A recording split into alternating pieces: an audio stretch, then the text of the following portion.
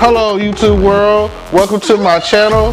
Don't forget to like, comment, subscribe, and hit the notification bell so you can be notified when I drop hot content like this, and stay tuned for the next video.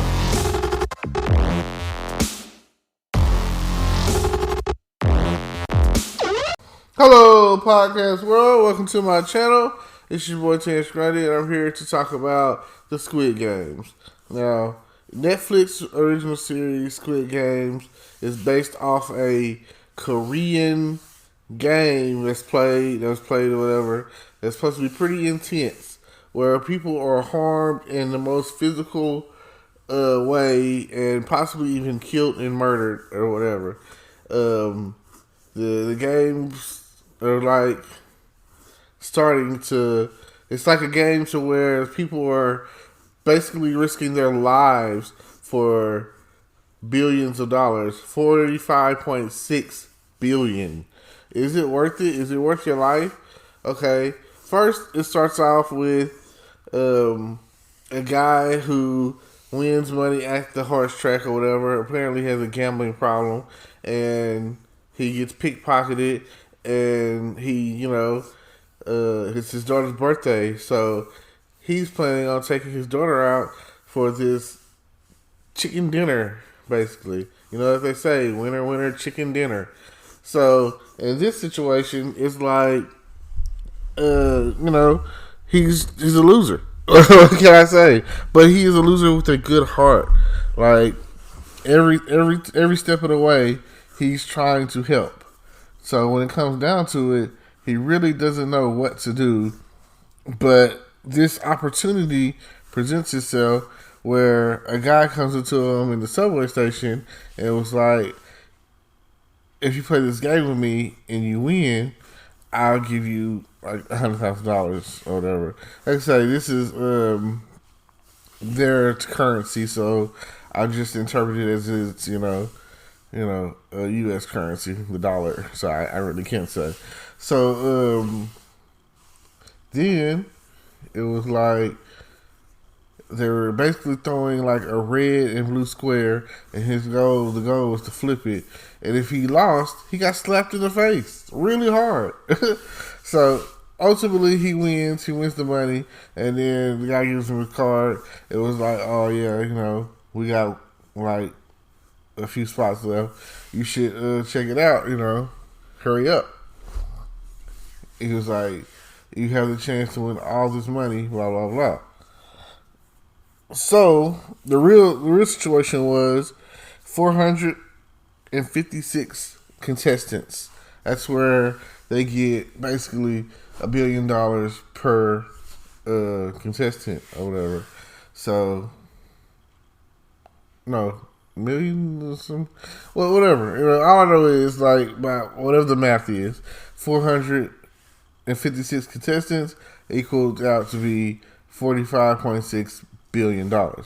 And it fills up inside this big pig, like a big plastic piggy bank or whatever, in the sky, where they were basically held captive.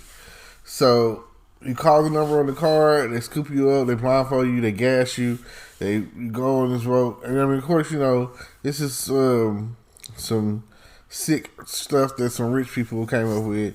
So, it's all crazy. Then they take you to an island to where I have all these games rigged up. Now, the very first game that they do is red light, green light. Red light, green light. Like, isn't that crazy? So they're doing red light, green light, and if you're caught moving on the red light, green light after the fact, you get shot.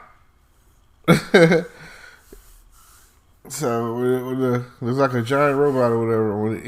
It's a big giant robot. It's a doll or whatever, a girl. And if it turns its head, it's like counting down or whatever. Every time it turns around, if it senses your motion or whatever, there's these guns in the sky and they take you out. Boom, dead. You big boom. And then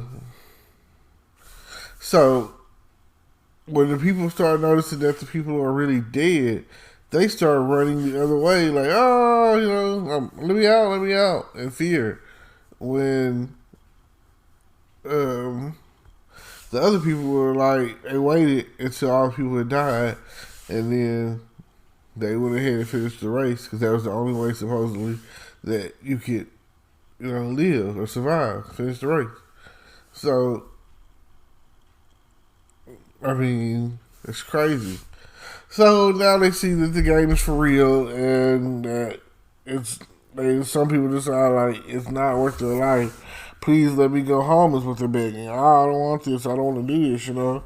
While some other people were like, I want to stay and fight for this money. you know. And some of them were so desperate and they were so in debt to the mafia, to corporate lenders and stock exchange, and their family was sick and they just never had anything, and they're just like zillions of dollars in fucking debt. Like, what the hell? So then they were like, they had 3 clauses or whatever. And the third clause basically states that if the majority wants to end the game, that's what it'll be. The majority will end the game. So, of course, what I'm saying, it got to the point where it came down to the last vote. And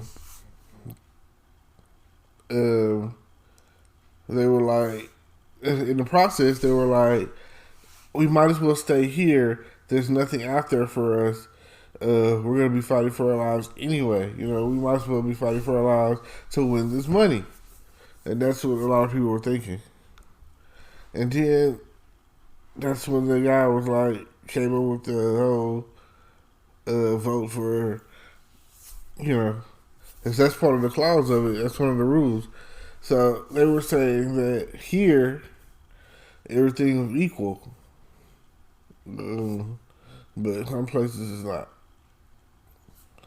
So then, they let her, okay, comes down to like one final vote, and the guy votes to end the game, and this guy supposedly has like dementia and like cancer in his head, something like that.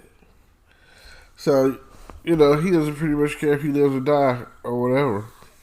So now it's like, what are you going to do? What are you going to do? So they get out there, and the argument was stated, in here, we have a fighting chance. Out there, we don't even stand a chance. So, that was the concept. So then, like, after it was all said and done, after it was over, what's his name? After it was all over, yeah, when it was all over or whatever, they let him go, and they get out there and decide, I need to make this money, solve my problems. Things have gotten worse. And so they opt to go back in the game, and it gets down to the wire, and they start playing Squid Games, the original one. And then, with all that being the case, it's crazy, because then it was just like saying, hey, this is all you gotta do. And that's what they did. So, it's just, all you gotta do is like, subscribe, hit the notification bell, and see you at the top. And it is what it is. Thank you.